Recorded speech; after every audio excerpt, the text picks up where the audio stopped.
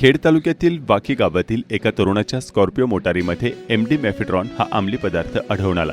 याबाबतची कारवाई मेदनकरवाडी हद्दीत पुणे नाशिक महामार्गावर हॉटेल ग्रँड समोर करण्यात आली।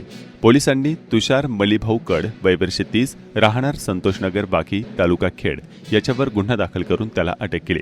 त्याच्याकडील 70,000चे मेफेड्रॉन व मोटर असा सुमारे 8 लाख रुपयांचा मुद्देमाल हस्तगत केला। तुषार कड यास न्यायालयाने 5 दिवस पोलीस कोठडीत ठेवण्याचे आदेश दिले आहेत।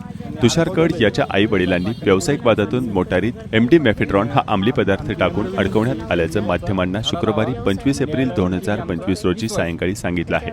याबाबत अनेक धक्कादायक बाबींचा खुलासा करताना त्यांनी काय सांगितलंय जाणून घेऊया। मलिभाऊ किसन कड, माझा मुलगा तुषार हा प्लॉटिंग व्यवसाय करतोय।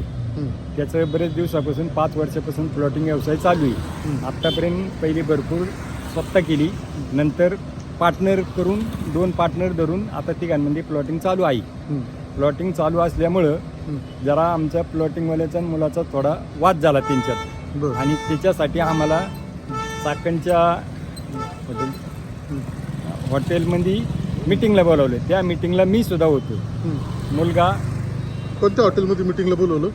हॉटेल ग्रँड मध्ये? हा, हॉटेल ग्रँड मध्ये। बरं, म्हणजे तुम्ही तिथे गेले ना, तुम्हाला तिथे बोलवलं होतं? तिथे बोलवलं। बरं, पहिला राहुल टोपे आला, नंतर निखिल कड आला, नंतर मी आलो स्वतः आणि नंतर मुलगा 5 मिनिटांनी आला आणि तिथं आमची मीटिंग झाली।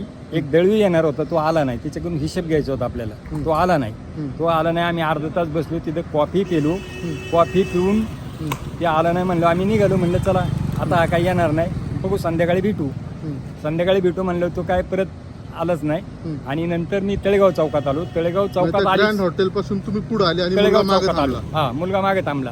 तळेगाव चौकात आल्याच्या नंतर मी परत मुलाला फोन केला, त्याचा लगेच मोबाईल स्विच ऑफ झाला। स्विच ऑफ झाल्यावर म्हणलं बॅटरी उतरली असेल म्हणून मी दुर्लक्ष केलं। मी तिथून घरी गेलो। घरी गेल्याच्या नंतर रात्री 10 वाजेपर्यंत मी फोन करत होतो। हे झालेलं मला काहीही माहीत नव्हतं। 10 वाजता मला एक जोडीदाराने फोन केला, चाकण पोलीस स्टेशनला ये। मग तेव्हा मी आलो, तेव्हा मला माहिती झाली। म्हणजे हा प्रकार कसा घडलाय, काय वाटतं तुम्हाला? अडकवलं त्याला? असं अडकवलं कसं काय आहे? खुन्नस काढली, दुश्मनांनी खुन्नस काढली। पण मुलगा हे काय व्यसन वगैरे काय करत होता? व्यसन सुपारीचं खांड बी खात नाही। अख्ख्या गावात आहे ना, कुणाला विचारायचं? गावात एक काही माणूस फक्त त्याच्या जे विरोधात आहे ते फक्त काही सांगतील, पण ज्याला खात्री आहे तो त्याच्याबद्दल चांगलंच सांगणार। माझा मुलगा इंजिनियर आहे, त्याचं इंजिनिअरिंग झालेलं आहे आणि माझ्या मुलाचं दुश्मनांनी अडकवलेलं आहे। याचा चाकण पोलीस स्टेशननी आमची